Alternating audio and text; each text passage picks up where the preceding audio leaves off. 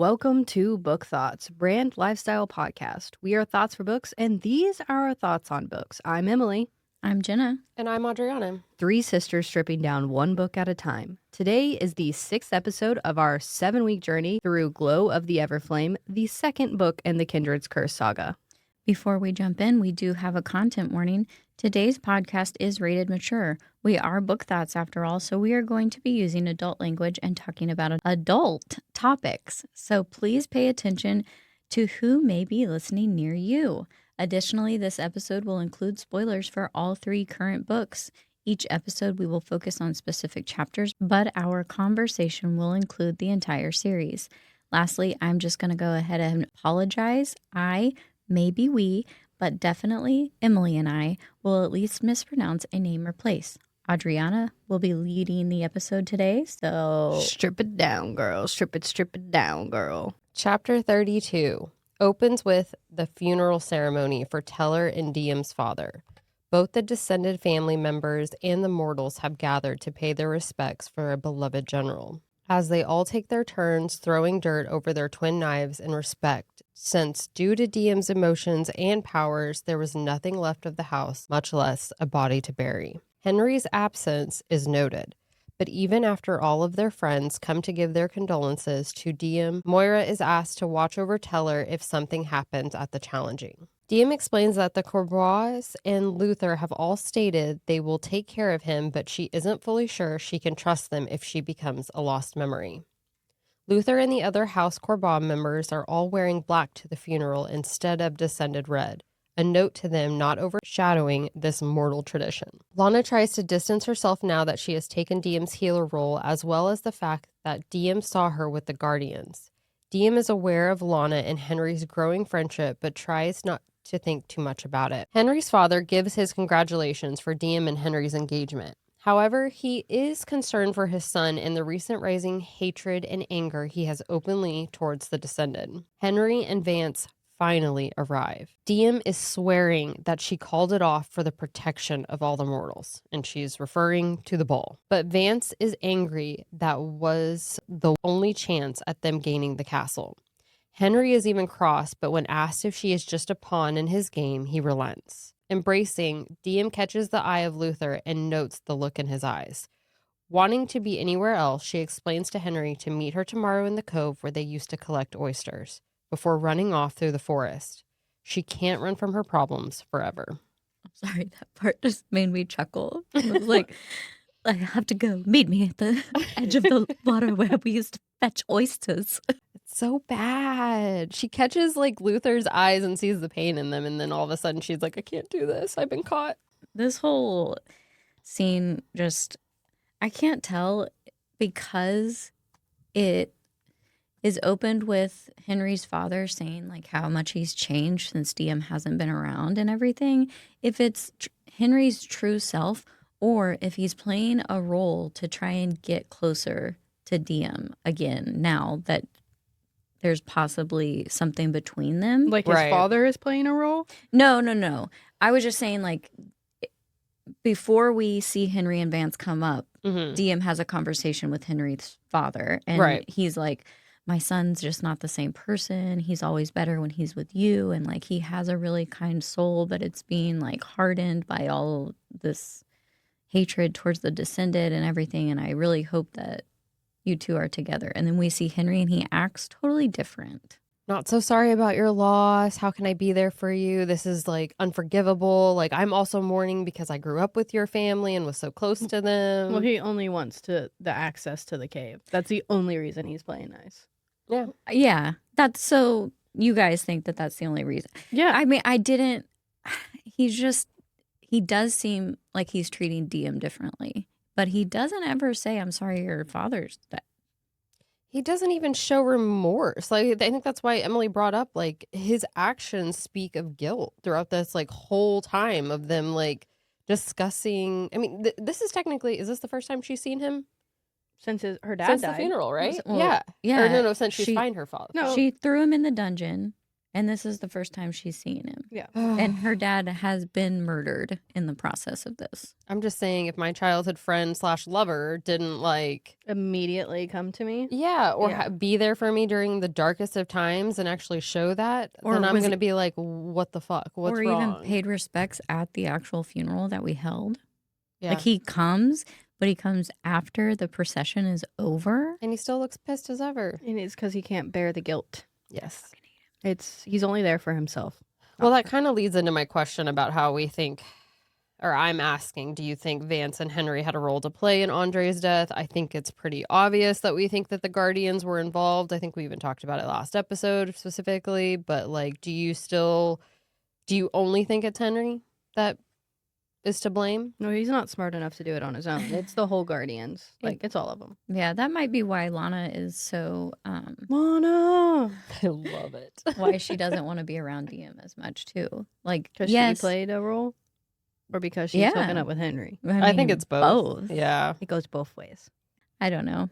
I'm blown away by the difference in the way Henry's acting towards DM. Is this the part where he asks to be like for them to do a redo? Clean slate? Yeah. Are you thinking to yourself clean But slate? it's not a clean yes. slate. It's not even really that. Yeah, it's more like a I really need access to that tunnel. I really need access to that tunnel. let's just move past whatever you're going through Yeah. and give me what I need. Sorry, I killed your father. He starts like making out with her. He does. I literally can't talk about it. It infuriates me to a point of no return. Aleeks is sitting there like doing a tradition. I don't understand how he can be so different from his father who lost the love of his life to the descended. How is Henry, who was an infant child when his mom died, or a kid, right? I think he was an infant. I think it says he was a baby. Either way, how is he just... I think it's the poison. I think that like because he lost his mother, because he saw he Kid die. blames descended for why his mother succumbed to her fate. Like I think it's just a fueling hate that has been now poisoned and taken advantage of by people like the Guardians, by the rebels, Vance. who use that as a means to grow their numbers, but also to enact violence.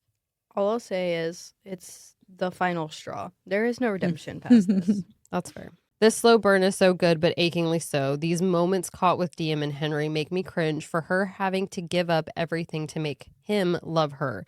Now that she's a known descended or forgotten, the begging. I can't ignore the red flags of this relationship. Just personally, they hurt me, even though I know from Henry's perspective, he loves and cares for her, but he does such a shitty job showing it. He can't trust her. Their youthful friendship that they had growing up is no longer really what they have now. Like their relationship has changed. Let's get one thing clear. He loves and cares for the person she was, not for the person she is now. Yeah, because he can't So- accept her. Yeah, Not so I even- don't think he loves her right now. I think he still loves a past version of her, and that's what he's maybe clinging on to. But reading this, feel no love from him. Well, I don't.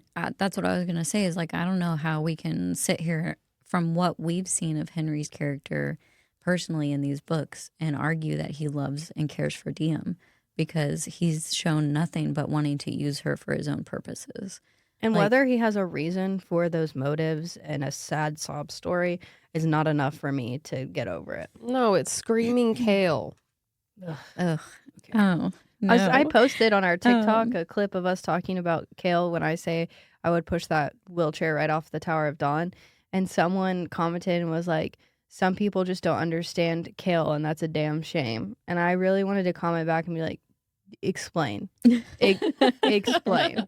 Come on to our Because podcast and let's have a conversation. I don't understand. Like I can't. I'm a very empathetic person and I can't do it. No. I liked that Diem pointed out to Henry that there's good and evil on both sides, especially when, like, speaking with Henry's father, he's like, he's a good guy. Like, he's just lost his way. Like, this is not the same son I knew from before. And I feel like it's only getting worse. And she reminds him that, like, just because you see me being cozy with the Courbois, I think is what he's pointing out. It's like, there is good and evil on both sides. And she even is, like, clearly looking straight at Vance during this moment. She takes the time to tell him like look at what the guardians are doing and open your eyes. And she is a cognizant queen in that regard. Yeah. In that chapter.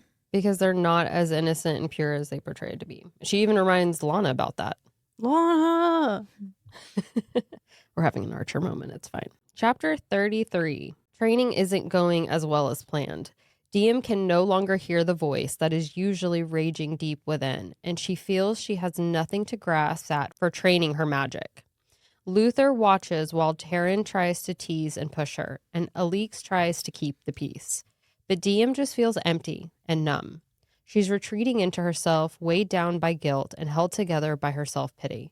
She knows they are all just trying to help. She calls finally that the session is over and exits the dungeon. When meeting up with Henry, Diem is aware of the tension between her and Vance, not to mention the awkward reminders of how little all three of them trust one another. Diem uses Sarai to be dropped off in the forest and distracts the guards at the canal's entrance while leading Henry and Vance to the royal docks. She's made them both wear blindfolds in the hopes to conceal the exact location of this canal. Two men are now scouring the crown's personal boat. She can't help but note a shouting warning in her head that this was a bad idea. Every time she has helped the guardians, more innocent people die. Mistaken that she can use her influence to temper their violence and prevent further bloodshed is a quote that I use here because she's blinded by it. She asks what Vance is looking for with the boat, but unwilling to share any information with her after she discovered their plans the last time and things didn't go accordingly. Even though Diem is putting her life on the line by helping them, Henry always is the one to push Vance to tell her more of the plans, reluctantly states that they need to use her boat to transport sensitive cargo, but still not tell her what it is. The Crown's boats are the only vessels that the Army patrol won't stop and search. But trust goes both ways. But that's the only information she receives from Vance on their plans. Henry tells her that it means everything to him for her and the Guardians to work together. Ugh, gross. He doesn't want them to see her as the enemy again. He claims that they are going to win this war together and make up for everything they've lost. Hearing the royal guards approaching, Diem is quick to lead them away before Vance does anything rash. But in doing so, she shows them the secret passage that opens only for her with her blood. They also get away. Yeah. And know the path now. Yeah. Because she can't catch up with them because she stays back so that the guards catch them. They'll only catch her and she can explain everything away. But now Henry doesn't, he like stops and then he looks at her and he's like, sorry. And he goes with Vance anyway. Yeah. Because Vance wants to take advantage of the fact that he has any information he can gain from it. Talk about making a choice, Henry. You want to throw that in Diem's face? He chose father So over sick. sister. Father? Isn't Vance considered father? Oh, He went as a I father. mean, yes. Yeah, the cultish Father, disgustingness. sister, brother. But don't we find out later in book 3 that like even him and Arlie don't get along? Yeah, they Arlie hate each doesn't other. like him. Okay, I couldn't remember if I just made that Nobody shit up. likes Vance except Henry, and if that's not a dang red flag, I don't know what is. Yeah. Such a backslide on development for DM. No, This that's chapter why- is just it's a It's hard to get through.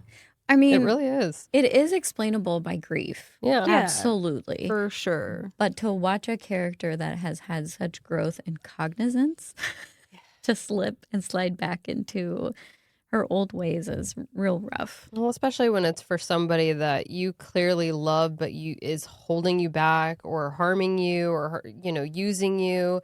And you keep explaining that away. Well, Like she you make doesn't- excuses. She doesn't even love his current choice in what he's become. She loves a past him as well. Yeah, As he loving a past him? What am I trying to say here?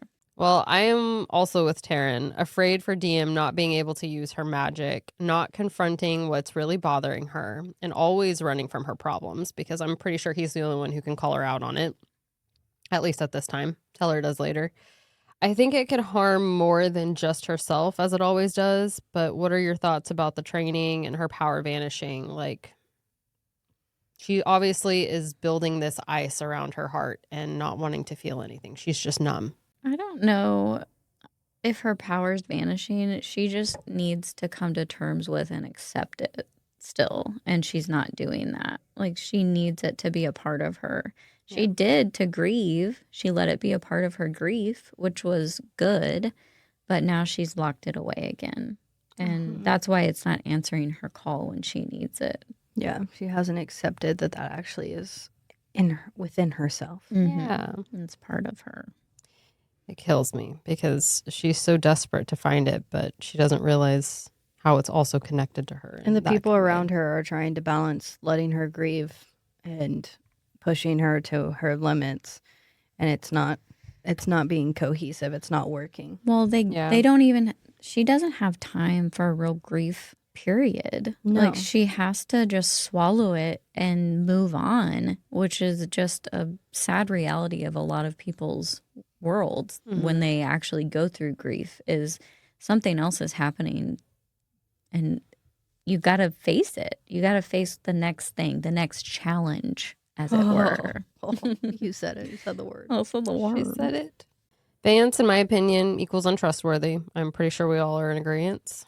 We know. There's nothing. There's not even anything to dispute that. That's fair. Later on, you find out even more, and then he tortures her for her blood. Like, we know he is untrustworthy, and you don't have a good feeling about him, I think, basically from the get-go. Yeah. We also know that he's not very smart, because if he was, he would understand that the lock's open for royal blood and he could just take Teller or use Arlie. Yeah, he doesn't, I don't think, know that part. He just knows that it opens for her. He's very dull Yeah, in the but brain. he couldn't use Arlie because she's not there. He knows where she is. Yeah, but I think he probably does agree that her mission is serving a greater purpose. I mean, than to yeah, go I guess get her that's for the blood true. box. It's true. But yes, he could kidnap. He obviously doesn't know the entire story of how they work because it also has to be willingly given. So yeah, he's an idiot. yeah. As soon as he had an opportunity to gain more information, he took it, which is them running away after the guards are about to catch them. He now knows the secret passage. He knows where the canal leads to. He still refuses to tell her anything about this mysterious cargo that needs to be transported. And I just know that she's going to have to take the fall for it.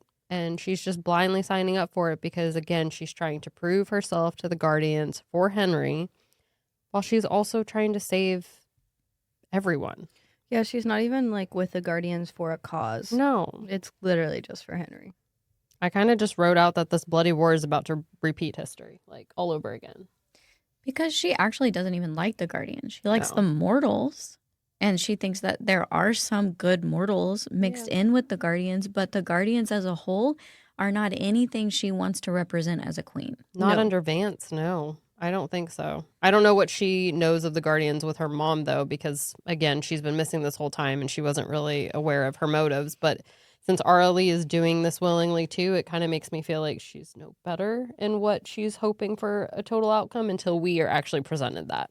Yeah, that's she doesn't. fair. Yeah, she doesn't know her mom's part of the Guardians yet either. So She just knows she might still be alive. yeah, She might. She's got to ask that orb, that magic 8-ball. well, just sitting there on her desk, just shake it. Chapter 34. Cue the emotions at the opening of this chapter.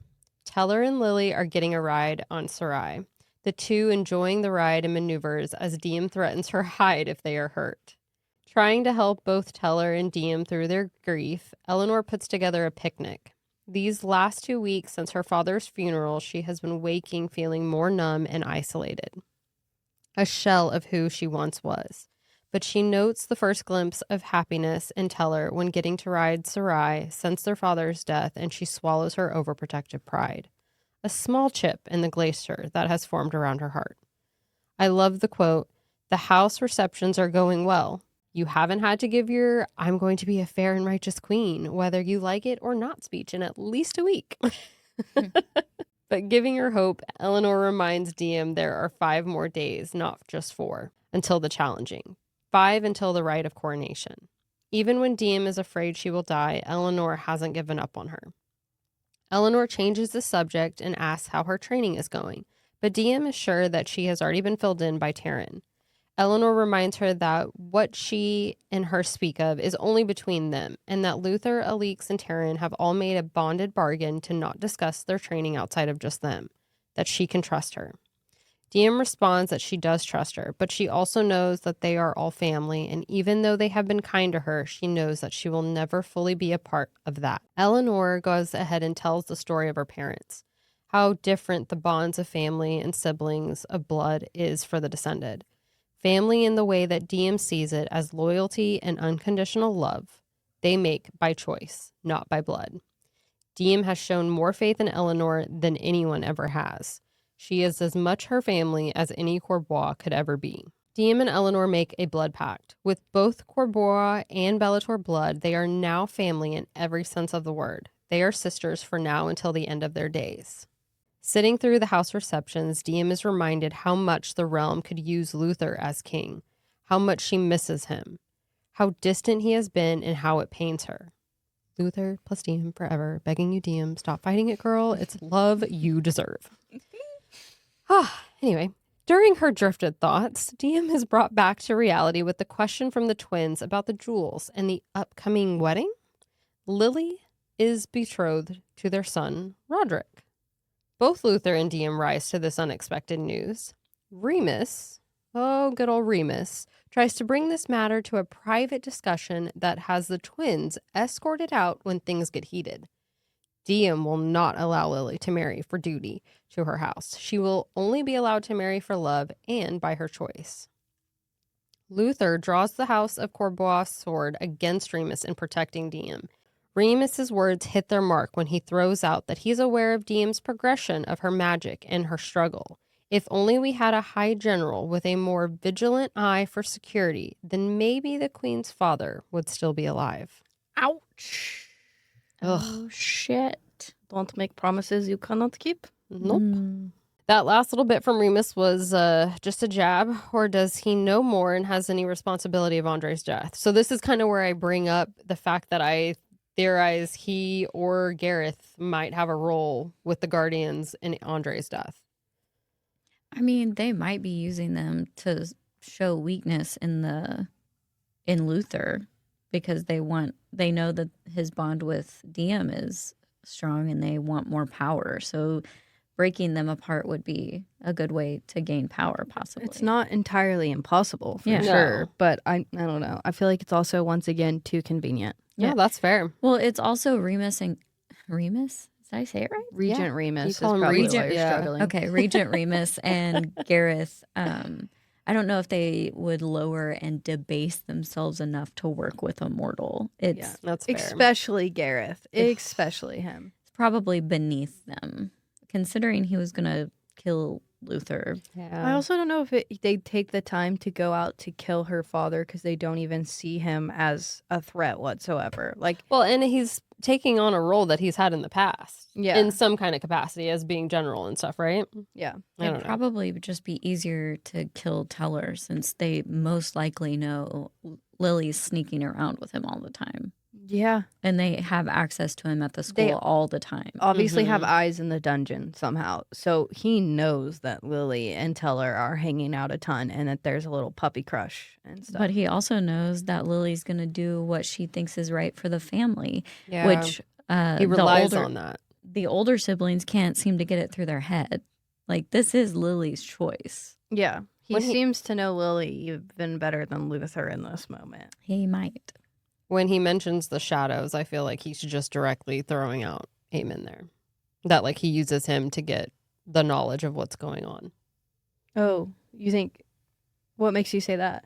Just when Remus is like, be careful of like that there's no security down in the dungeons, like even the shadows have told me of things or like whatever he like specifically words it as. But basically when he says that, in my mind, I'm just like, well, you're just throwing the fact that you have your way of finding out information too. Like I mean, Oh, I they thought to you me, mean, I like, was a thinking he was direct throwing Aemon Correlation down. of power. And isn't Aemon has only light magic though, right? he uses He light might.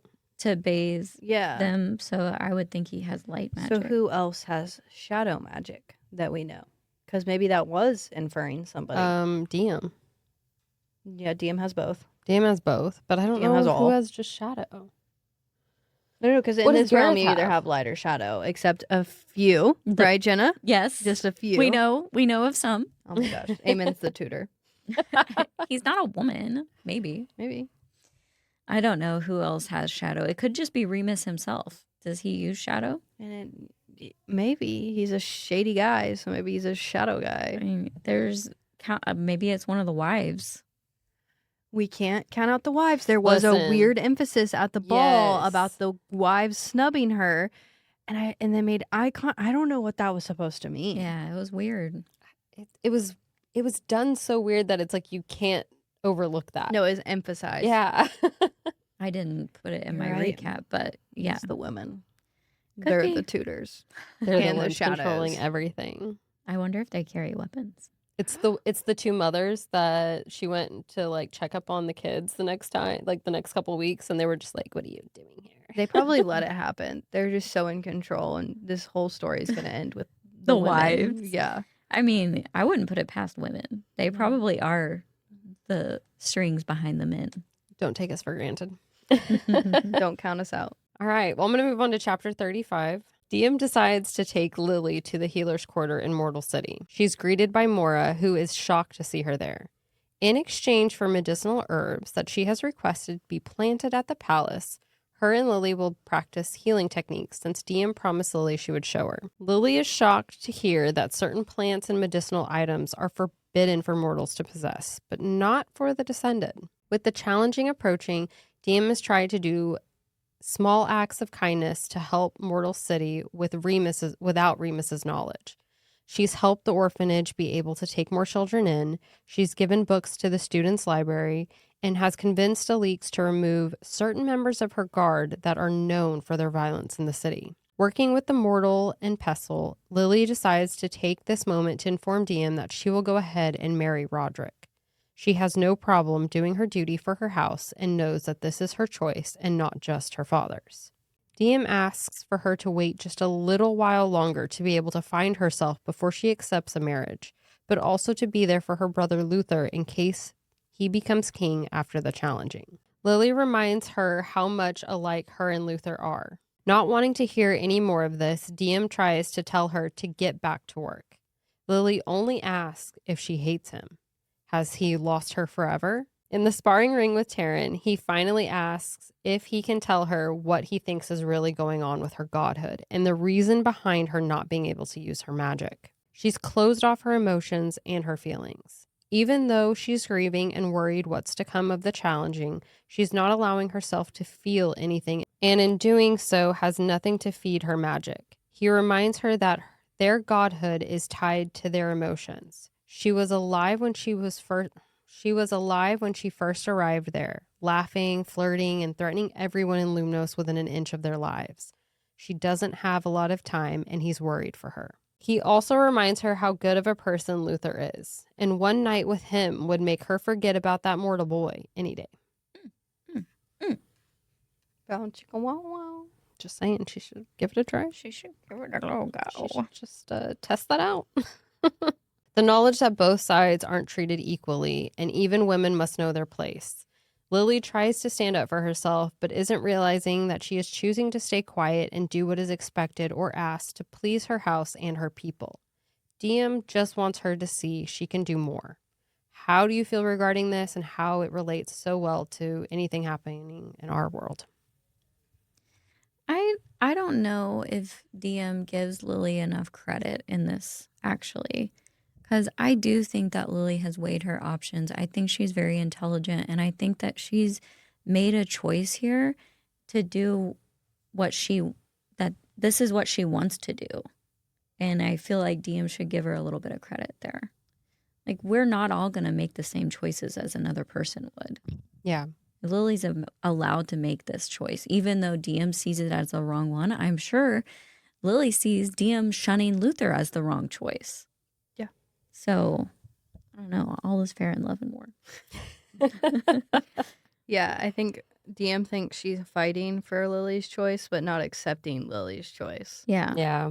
She's It's like, hard. It's definitely hard because I feel like it's a personal reasoning behind it. yeah. She wants a choice in who she marries, so she wants Lily to have a choice in who she marries. But Lily's choice is, I don't want a choice to marry. I want to do what I can to help the house. And with my standing as it is, this is what I can do to help the house. And this is my choice in what I want to do. Yes. So I don't know. Yeah, I want Lily to be a badass like I know she is, just like Eleanor has chosen to be a badass. But if that's not what Lily wants, then you can't force it on people. No, Lily just wants to be a healer. I know. Well, A blue healer.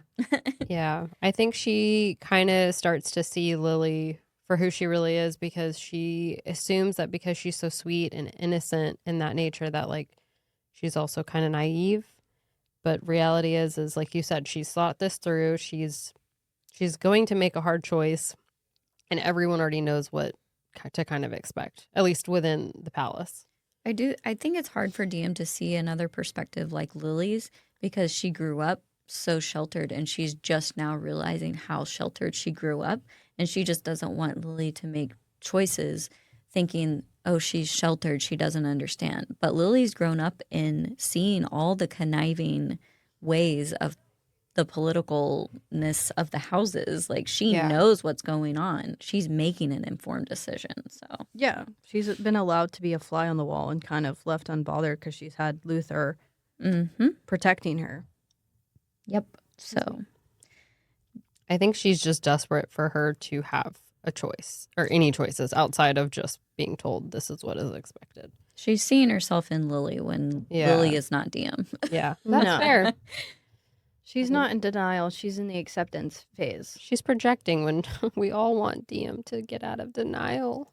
Chapter 36. With the last of the house receptions and just another day closer to the challenging, DM is worried even today's meeting will go poorly, and she will gain another enemy willing to invoke a challenge. Walking in with Eleanor and Taryn, she notes the distress on Alix's face across the room and begins to walk towards her when Eamon steps in her path and asks for a chat. When Eleanor calls her to the table, Eamon is forceful with his grip to stop her and get a moment of her time, since he feels entitled to it after all that he has done for her. This doesn't go over well with DM or Taryn.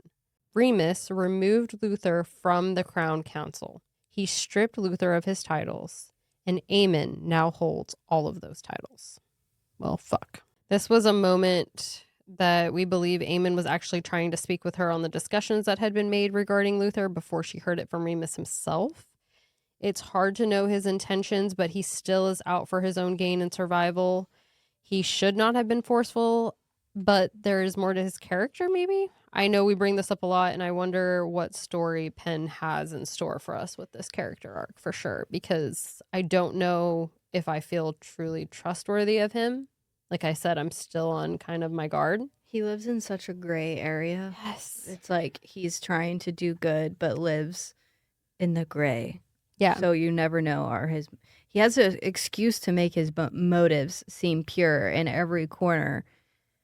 Are we looking too far into it though? Is he really just trying to fit in and do and serve the crown? Well- Does he want his cousin's acceptance and he wants to also serve the crown in the best way that he can? I think he, either way, is jealous of the bond that Taryn has with Luther because both Taryn and him were abused by their father. And we don't get told that Eamon had a person to turn to during that abuse. He's left on his own. So I think that's why there's a rivalry there. I don't even know if it's malicious, but obviously Luther and Eamon hate each other.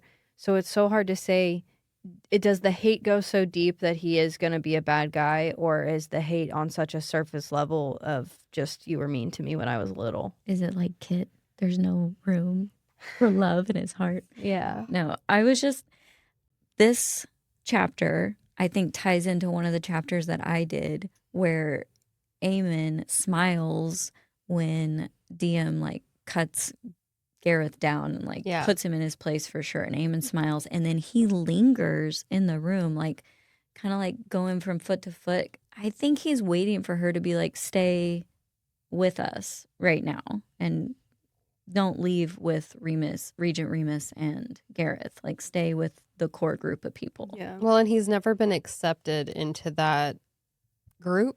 Yeah.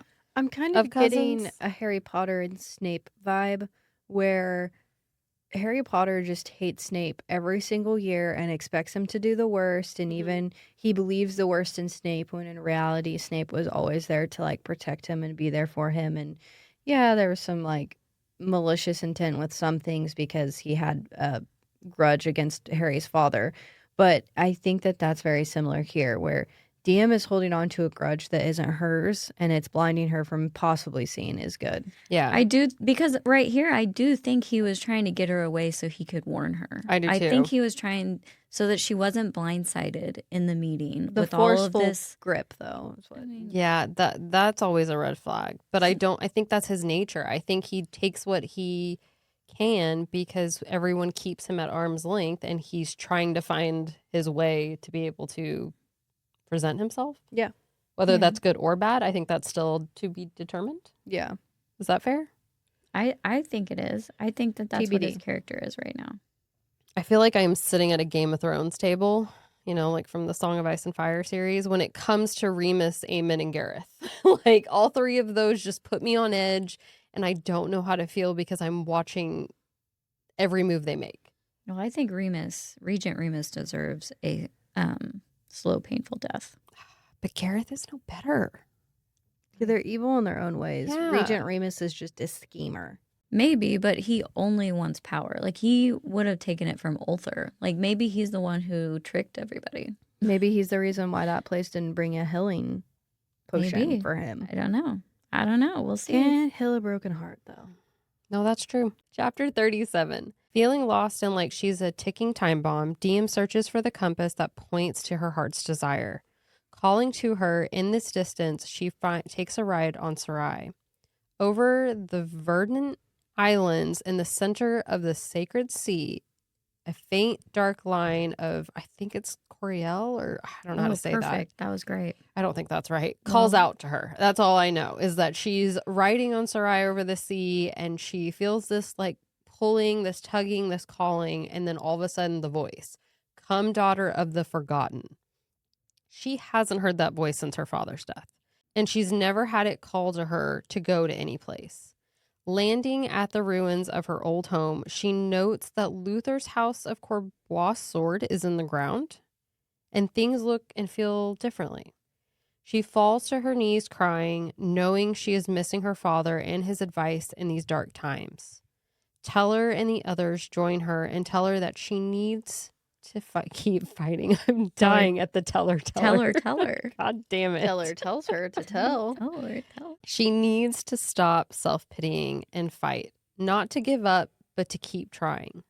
Luther is out there right now in Lumno City, speaking with the houses, hoping to keep the challenging a success. Still fighting for her. Look, it's a Marion. It's a ring. It's a circle donut. Ring road. It's even yellow. The yellow the brick ring road road. yellow? No, Like the Oh. brick road, yeah. yellow brick road. After releasing some of her pent emotions, she embraces her brother and knows that with this found family, they will keep fighting until the very end.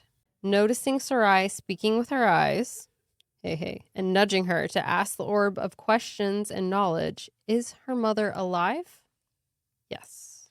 Is her birth father alive? Yes. Dun, dun, dun. Not to add some more confusion to the Aemon scenario. Oh, please do. Ooh. Dear God, should we take a water break? No, we like it. Let's go. I'm pretty sure this is a chapter where Elise says like, "Hey, they may fire me," and then they're like, "Well, if DM's like, if they fire you, who are they going to use to replace you?" And they both say, "Of course, Ileana, because Ileana and Aemon are close." So, just don't know. That's not good. That's a But red flag. Is Aemon keeping Ileana close because you keep your enemy? So keep your Emily's close. Emily's. and your friends further. Well, and he What wants to was I hurt saying? Luther.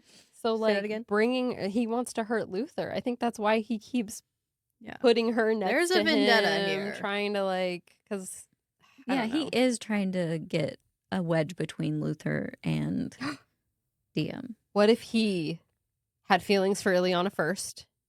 And it's this triangle love thing that, like, they just can't. I'm They had a too much into threesome? this. We kind of passed over the fact that we learned that Ileana and Luther hooked up. Did we ever learn that that was fake? Like she was just saying that? What do you mean? I do think that they had relations, I but think I I'm have not like a long Sexual one, relations. sexual ones. Yes. When they're talking hush hush and DM's like, I've heard enough. And Eleanor's like, no, stay to the end. It's probably getting good. During that discussion, Mhm. Eliana's like, if you hated me so much, then why'd you bed me or something Yeah, like that. she was like, you Yeah. were all too happy to allow me to warm your bed. What But- guy isn't, Eliana? I mean, you're beautiful. I mean, it's never been said that like DM has waited for her one true love. No. And like she even had relations With Henry. sexually before Henry with Yeah. other men. So I don't think Luther has been Yeah, because remember when abstinent. Henry proposed, he was like, I was just having sexual relations with women left and right until you were ready. Yeah, until Will you you're re- marry I just me? gotta get my pee-pee in something Yeah. until you're ready. I'm still just a boy. just gotta get it wet. Okay, sorry. Go back. my We're bad. coming off. Oh my god. All right, next. What was the next question you had? Oh yeah, I agree. That's how I wrote it as well. Oh, the magic 8-ball? Yeah, Oh, Sorry, there's no I'm way trying to this catch my breath isn't a here. magic 8-ball. it is. You just shake you it. just and shake it. It even like pulls up the little the cut. The triangle. the yes, the no, the ask again. We should do something. We should order a magic 8-ball and do something with the final episode with it. Oh, my that'd be gosh, we fun. should. and I- call it the What is- orb of asking. Is that what they call it? The orb of truth? What the is orb it? of answering. Oh, Is it really? That is the whole Damn. title. We did not Orb of workshop that answering. name. I did think that it kind of came out of left field when she asked if her birth father was still alive. Like she's never actually questioned that ever before. That's not a thing that she's been talking about with anybody really. But aren't you glad she at least asked it? Because I'm super glad that she asked it. I just wasn't expecting that to be one of the three questions she I think she was asked. like stuck on a parent thing and then was like, I guess I should just ask if daddy's alive too. I thought that we were going to get all three in one go and she was going to waste the last one. And then that device was not going to be used for later. And I thought the continued like parent thing was going to happen. And she was going to ask like if something along a yes or no question line of who killed Andre.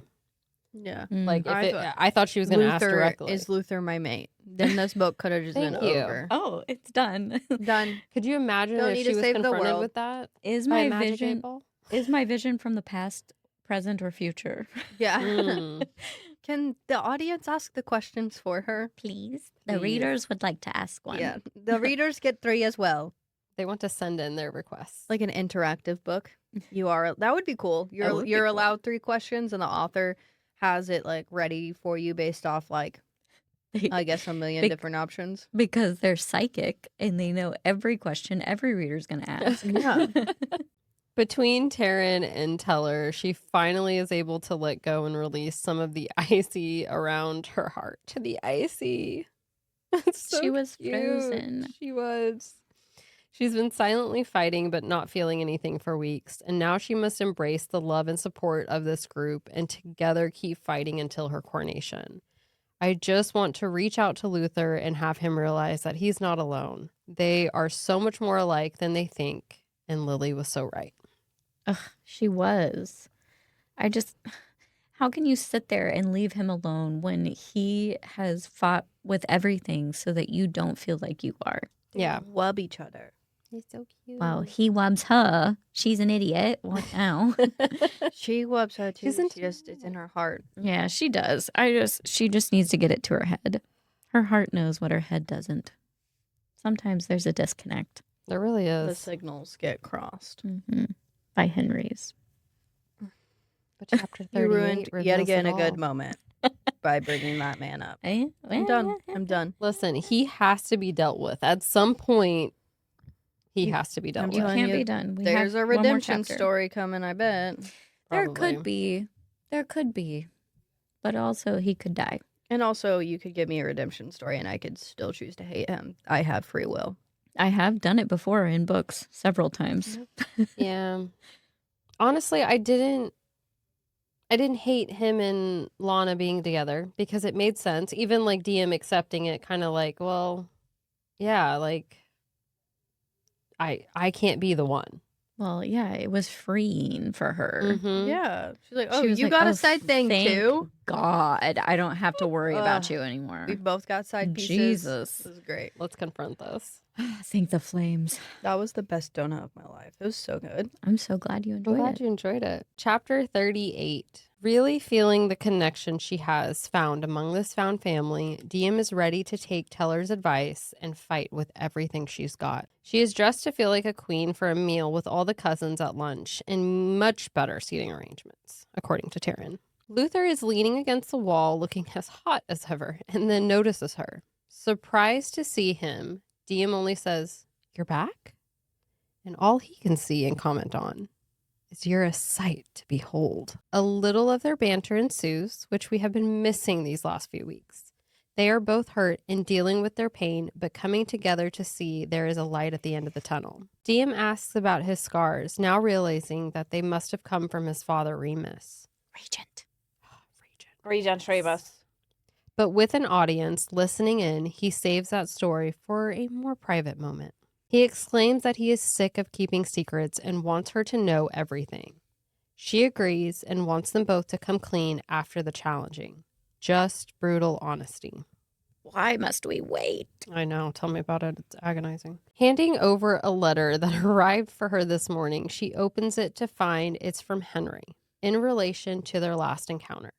Wishing her good luck tomorrow and that he'll see her soon, reminding her that whatever it may look like, they are on the same side. Luther was already aware of their meeting since the guards saw her fleeing the canal leading to the royal dock, and assumed since many Corvois used this passage for their secret lovers, it must have been a secret encounter with Henry. When she asks why he never mentioned anything about it to her, he responds with, "It wasn't his place."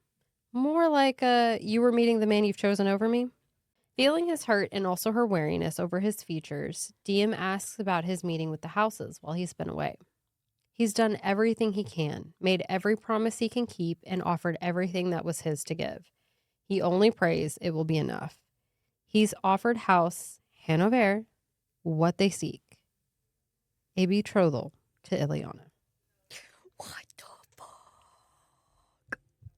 Yeah. Well, you can only imagine how this reaction goes. Not well with us. No. Hello. You know, Diem, a girl denying her true feelings and desires, her connection to her soulmate, and now hearing he made the ultimate sacrifice?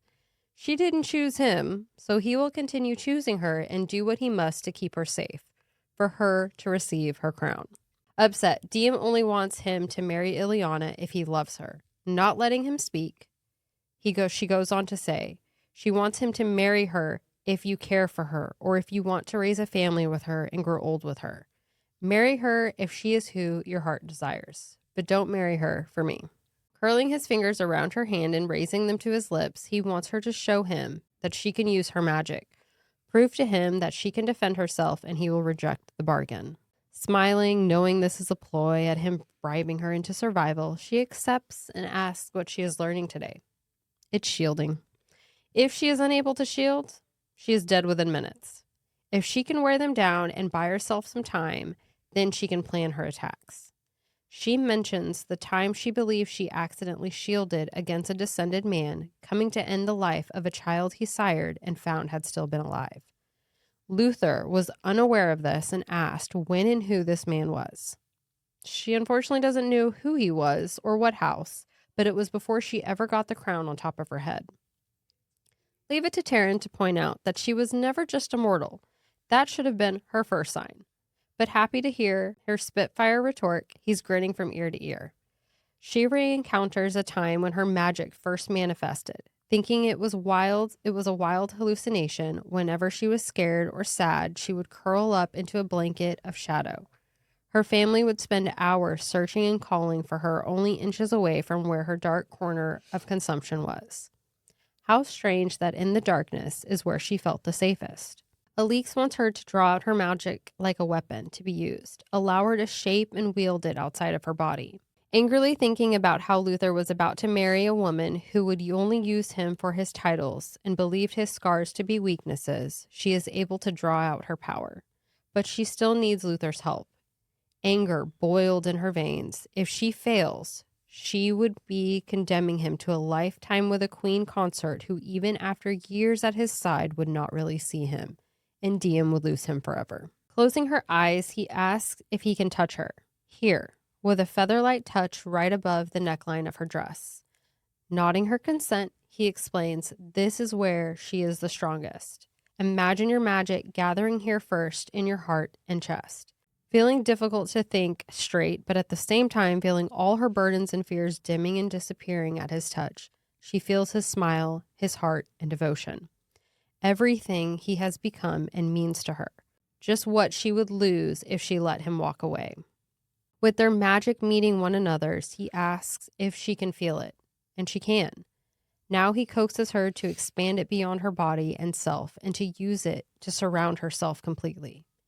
He helps her through her fears of hurting those she loves if she can't control it, but he only reminds her that her magic will not harm those she loves. Only those she loves are surrounding her right now.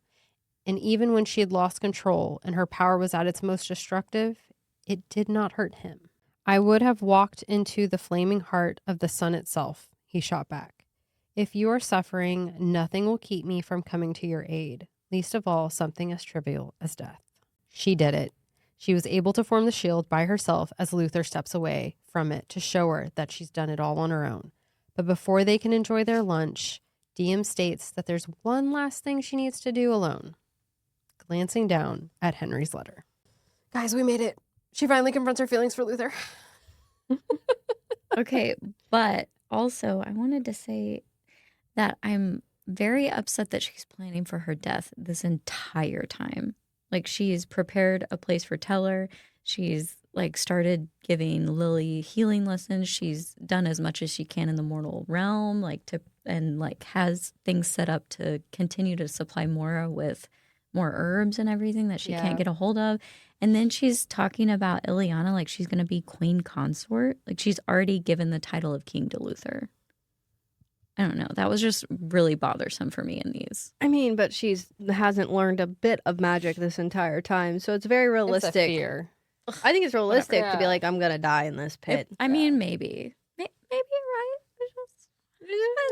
Especially since we're not seeing her embrace like that, like he was saying, like, you're not feeling alive. You don't even threaten people anymore. She You're doesn't not feel in trying. control. Yeah. Yeah, but I mean, that's what I'm upset about is that her lack of like want to and try, I guess, would still be there. It burned down with that house. Teller had to tell her.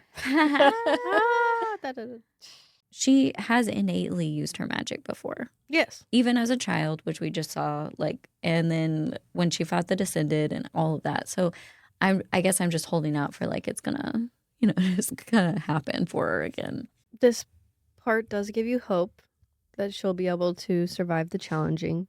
We know she does. Well, I mean, yeah, But obviously.